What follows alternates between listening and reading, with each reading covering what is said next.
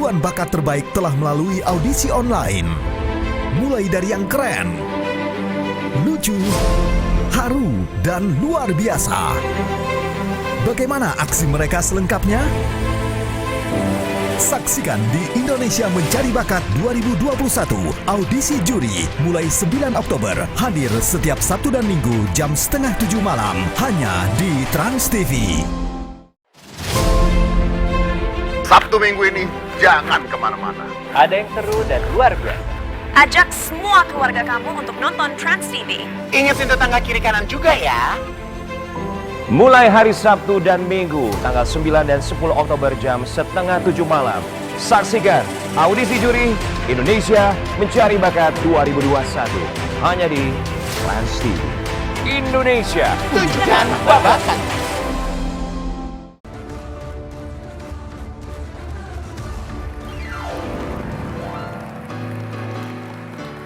Selamat siang semuanya, apa kabar? Saya Kak Rose. Ayo semua kumpul di depan layar kaca Anda karena kita akan sama-sama rumpi No Secret.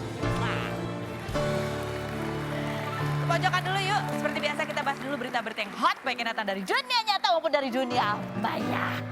Kali ini banyak sekali berita-berita dari dunia nyata. Ada juga dari dunia maya ya, tapi kita bahas yang dunia nyata dulu. Apa sih dunia nyatanya? Pasti dari tadi pagi udah update dong ya. Akhirnya Ijong itu buka suara, dia menggelar press con ya kan. Nah yang menarik adalah hari ini baru aja gitu ya, omnya, Om Ben, itu posting di Instagramnya, dia bilang, saya sih masih kurang puas, kayaknya itu masih belum, kalau perlu semua videonya keluarin katanya gitu. Karena menurut Om Ben, gara-gara preskon kemarin itu yang dilakukan oleh Ijong, istrinya marah gitu, istrinya marah sehingga menurut Om Ben, kok nggak adil kalau istrinya boleh tuh ngomong kan minggu lalu ya pada saat sesudah sidang pengadilan itu, istrinya kan membuka banyak hal ya. Tapi kita lihat dulu deh, kita lihat dulu nih. Apa sih yang diungkapkan Ijong di pressconnya? Dia ngomong apa sih? Kita lihat cuplikannya berikut ini. Pokoknya intinya dari presscon itu adalah untuk keseimbangan berita aja gitu ya. Tapi yang ditekankan oleh pengacaranya Ijong itu adalah bahwa mereka itu bukan melakukan manuver-manuver karena merasa panik. Karena dari pihak Dena udah keluar apa sih surat SP apa sih, aku nggak jelas deh, pokoknya ya laporan tentang KDRT-nya kepada Ijong itu dilanjutkan gitu. Jadi itu yang di bold oleh pengacaranya Ijong. Pengacara Ijong bilang bahwa ya kita juga udah keluar kok itu surat. Kan Ijong juga melaporkan KDRT. Jadi gini, Dena melaporkan KDRT yang dilakukan Ijong juga balas melaporkan. Jadi ini dua-duanya sama-sama kasusnya lanjut ya. Ini kalau nggak ada yang nyabut nih ya laporannya ya, ini dua-duanya jalan ya. Kita nggak tahu deh ini apa yang terjadi nih dua orang ini, ya kan?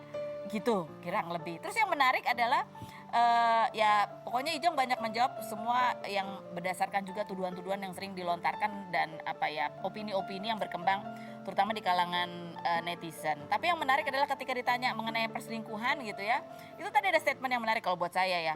Itu masalahnya itu kapan? Maksudnya kapan ya kan? Karena masalahnya itu udah 5 tahun ke belakang, 10 tahun bahkan. Dan mereka aja nikahnya baru 9 tahun loh. Berarti kalau 10 tahun sebelum menikah sudah ada peraharanya. Oh gitu. Oke. Kalau Om Ben ini komentar apa? Dia bercerita justru apa yang terjadi sesudah preskon itu. Itu menurut Om Ben ya. Katanya kemudian pihak istrinya marah. Benarkah? Coba kita simak cerita Om Ben berikut ini.